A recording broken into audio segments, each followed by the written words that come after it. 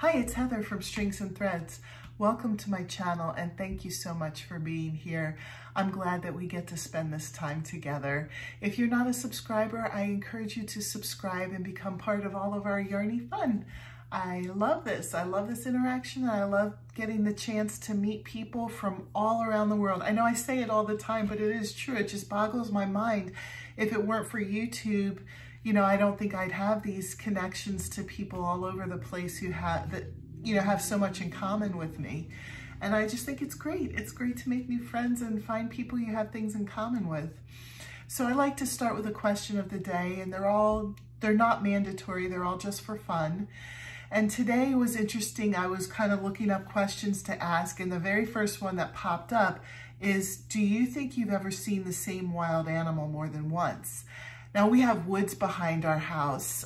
We have about an acre and a half, acre and a half to 2 acres of woods that we own behind our house. And we have had the same female deer come and visit us all fall, and even up through this weekend we saw her. And I don't know what happened, but at some point she was limping, her back leg was limping, and so she would just walk by limping, and we felt so bad for her. And then we didn't see her for a while over Christmas. And so we thought, oh no, I hope that, you know, hunting season came and we hope that she was okay, or that she wasn't too sick from her leg. But we saw her again yesterday, and where the leg that she was limping on, she wasn't really limping as much, but there was a big black circle like right around the joint where she was limping. So I hope that's not an infection. I don't really know much about it. I'm not sure that there's anything I can do. It's not like she's tame enough that I could just go up to her and pet her. You know, I'm sure if I came to the door, she would run away, but she doesn't feel threatened to come and just walk right behind our house, like really probably like 5 feet from our back door. So I don't know, but yes, I have. Anyway, to answer the question of the day, yes, I have. So today is Band Buddy Monday, and I don't really have a better name for that. It doesn't flow off the tongue very well, but Band Buddy Monday. If you have a better idea, let me know in the comments below. We'll see if I can make it a little bit better. But this is really to hold me accountable, because back in the fall when my son was in marching band, it just gave me the idea, like, why don't I make a pattern so that you can make your own marching band, or just make your own one marching band person.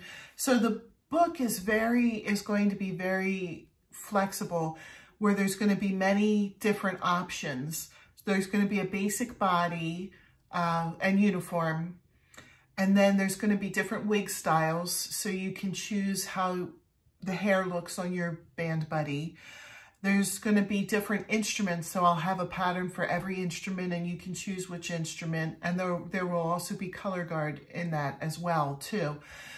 So if you wanted to make a whole band of people, you could. If you wanted to just, you know, if you had someone that you were making it for and they played a specific instrument, you could make it customizable to them with their instrument and the wig option that's probably closest to them, if you were trying to make it look like them. Or, you know, just if it's just a little doll that, you know, is playing the same instrument that that person is, you know, you're not trying to make them look like it, but whatever, it can be very customizable. This is the size of the band buddy. This is just one of the wig options. So this week I already had the basic body pattern done, the jacket and hat, 4 wig styles, piccolo, flute, clarinet, saxophone, and trumpet. Those instruments were done. This week I was lucky enough to be able to do the trombone and the tuba. So here's how the trombone looks. And then the tuba is like this, but it gets wrapped around. I didn't sew it on the doll because I'm still using this doll to demonstrate for other things. But the way you wrap it around, let me see if I can show you. Comes up like that, and then the doll will hold it. So once it's sewn on, you can see how that looks like the tuba. But you would sew it on as per the directions. Now the tricky part for me about the book is that this is the first time that I've done a pattern book where every single pattern also has a link to a video tutorial. So it's taking a lot longer to do this because it's not just a matter of writing up the pattern. It's also filming myself making that pattern in a video tutorial form and then including the link with this.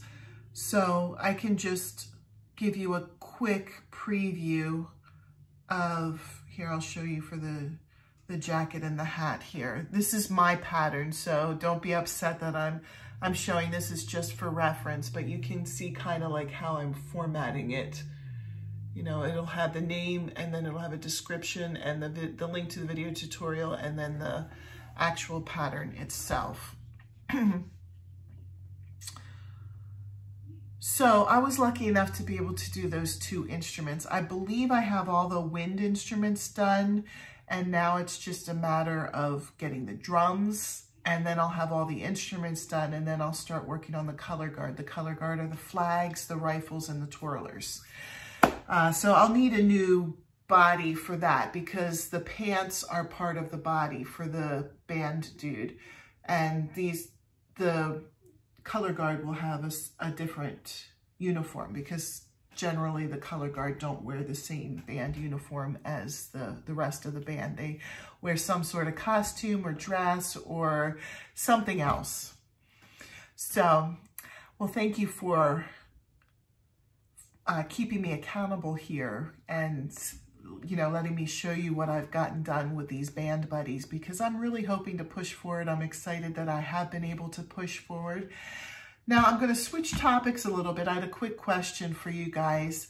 I've had a logo on my mind. I know exactly how I want it to look, but I'm not like an artist in that form, and I would actually really like to have a digital form of it. And I've been trying to play around with like putting different pictures together to make it happen for what I want, and I can't. I just don't have the skills to do that. I did a rough drawing of what I was thinking of, and I was wondering if anybody knew how I could make this, and especially into a digital form.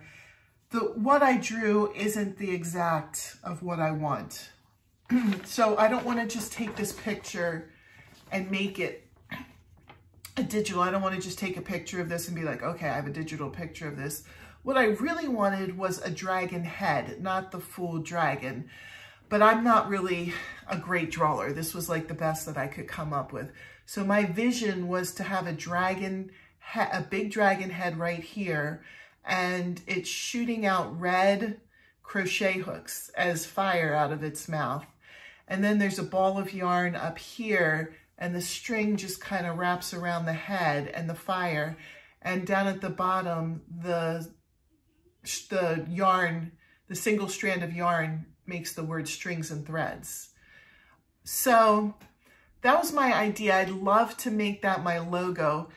So I'm curious if anybody has any suggestions of, I don't know if there are apps that can help me make that. Again, I don't want it to be just to take a picture of what I have, because really what I've made is not exactly what's in my mind. I want the dragon head. I don't want the whole body of the dragon.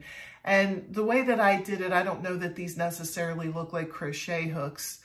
And it doesn't have to be a drawing per se, you know, it could be pictures, but I don't know how to put all that together. So I was curious if anybody knew or had any helpful hints for me with that. I thank you for that. I'm trying to think if there was anything else for today. I believe that's everything. Thank you for watching. I'll see you guys Wednesday for Wearable Wednesday. Bye.